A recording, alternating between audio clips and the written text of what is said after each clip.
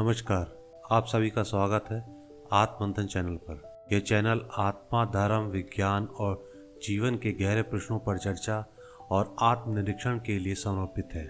यहाँ प्रस्तुत सामग्री शोध और प्राचीन शास्त्र और दर्शनों और विचारों के आधार पर तैयार की गई है।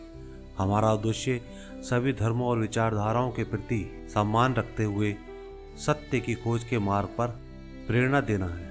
ये चैनल किसी एक विचारधारा का समर्थन नहीं करता और न ही किसी को ठेस पहुंचाने का इरादा रखता है। यह एक मंच है जहां संवाद, आत्मचिंतन और विचार का आदान प्रदान हो सके। हमारी जानकारी का उद्देश्य जागरूकता फैलाना है, न कि इसे अंतिम सत्य के रूप में प्रस्तुत करना। हम आपसे अनुरोध करते हैं किसी भी जानकारी को अपने विवेक और अध्ययन के आधार पर अपनाएं। आइए आत्ममंथन करें और अपने भीतर के सत्य को जानें। क्या हमारे प्राचीन ऋषियों को डार्क मैटर और डार्क एनर्जी जैसी अदृश्य ब्रह्मांडीय शक्तियों का ज्ञान था?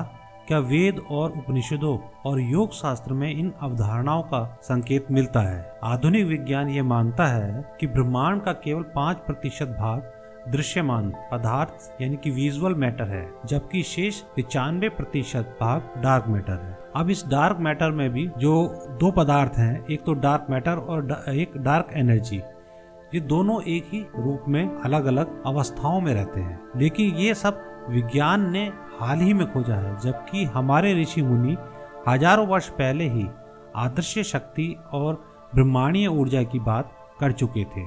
आइए इसे गहरे रहस्य को विज्ञान और वेद और योग शास्त्र के दृष्टिकोण से समझते हैं। डार्क मैटर और डार्क एनर्जी क्या होती है? यह एक रहस्यमय आदर्श पदार्थ है जो ना तो प्रकाश को परावर्तित करता है और ना ही अवशोषित करता है। ये आकाश गंगाओं को एकजुट रखता है और गुरुत्वाकर्षण में महत्वपूर्ण भूमिका निभाता है। वैज्ञानिक इसे केवल इसके गुरुत्वीय प्रभाव के कारण पहचानते हैं, लेकिन इसका कोई प्रत्यक्ष प्रमाण नहीं मिलता।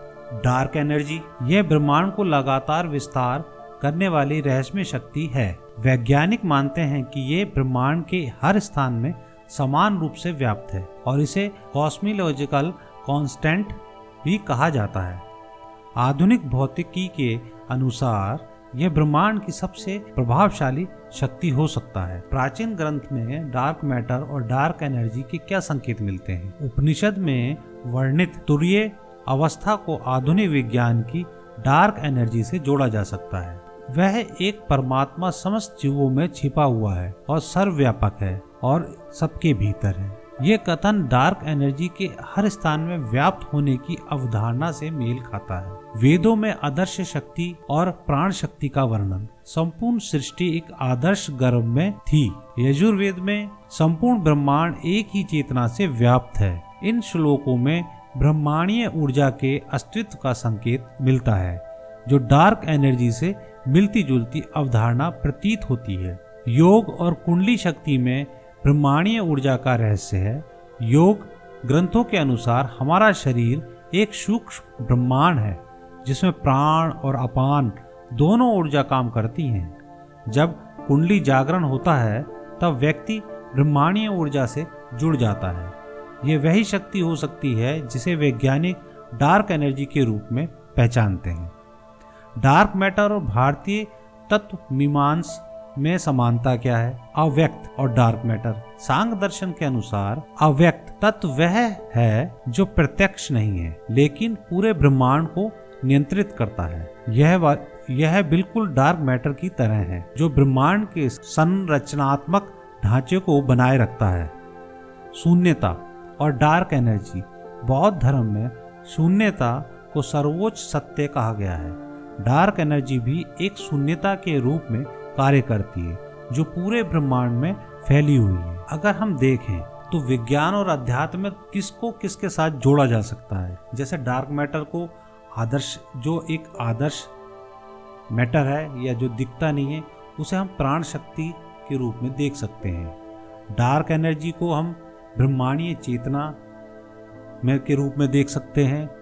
क्वांटम फिजिक्स में हम ध्यान या चेतना को देख सकते हैं, या चेतना का जो विस्तार है उसके साथ उसको देख सकते हैं जोड़ के। अब प्राचीन भारतीय ग्रंथ और आधुनिक विज्ञान के अध्ययन से यह स्पष्ट होता है कि डार्क मैटर और डार्क एनर्जी की अवधारणा कोई नई खोज नहीं है। हजारों वर्ष पहले हमारे ऋषियों ने ध्यान और साधना के माध्यम से ब्रह्मांड की इस रहस्यमय शक्ति का अनुभव किया था।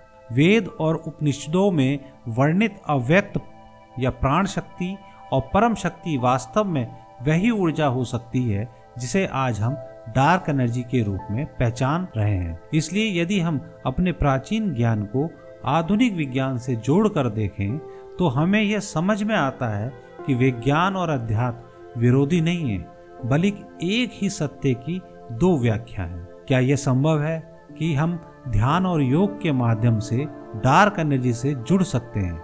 क्या प्राचीन सिद्धियां वास्तव में ब्रह्मांडीय ऊर्जा का उपयोग करने की विधि थी? अपने विचार हमें कमेंट में बताएं और आत्ममंथन चैनल को सब्सक्राइब करें। धन्यवाद। नमस्कार। जय हिंद।